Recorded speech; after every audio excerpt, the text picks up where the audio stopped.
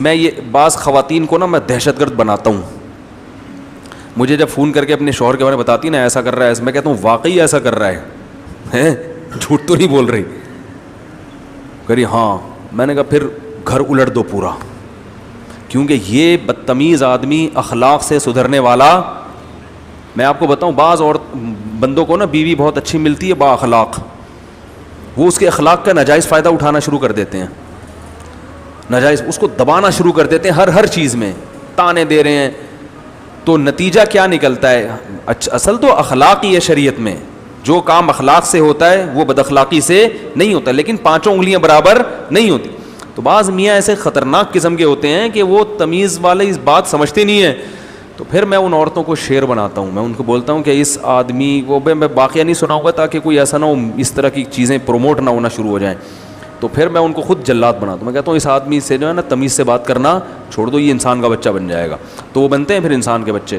تو وہی ہے کہ کوشش تو کرو گھی سیدھی انگلی سے نکل آئے, نہیں نکل رہا ہو تو پھر انگلی تھوڑی سی گھمانی پڑے. تو یہ گھروں میں بھی ہے, بچہ تمیز سے محبت سے باز آ جائے ٹھیک ہے, نہیں آئے تو چمچ پلیٹ تو کرنا پڑے گا. اسی طرح بیگم کا معاملہ ہے, تمیز سے محبت سے ٹھیک ہے, نہیں تو پھر سختی کرنی پڑے گی. میاں بھی تمیز سے نہیں چل رہا اور برداشت سے باہر ہو گیا ہے تو پھر بھائی تمیز ومیز نہیں ہوتی. سے بولا بھائی رہنا ہے رہو, نہیں تو میں علیحدگی لے رہی ہوں. نہیں دے تو اس کا باپ بھی دے گا. ایک صاحب نے بتایا بہنوں یہ ظلم کر رہا ہے, طلاق ہی نہیں دے رہا, لٹکایا ہوا. میں نے کہا کنڈی لگاؤ, دروازہ بند کرو, 4-5 کنڈے بلاؤ, اس کا باپ بھی طلاق دے گا انشاءاللہ. اس کا باپ بھی اپنی بیوی کو نہ دے دے وہ, یعنی یہ خود ہی دے گا. ٹھیک ہے.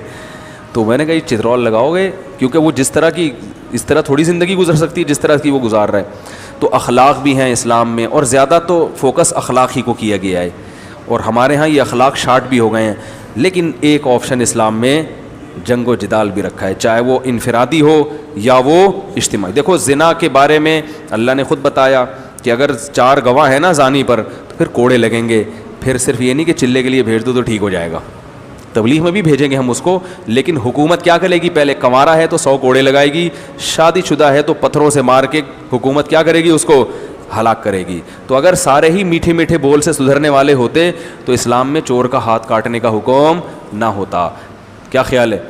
سارے اگر محبت کی چھری سے ہی سدھرنے والے ہوتے, سارے اگر اخلاق سے ہی سدھرنے والے ہوتے تو اسلام میں ڈاکو کو چوک پہ لٹکا کے قتل کرنے کا حکم نہ ہوتا.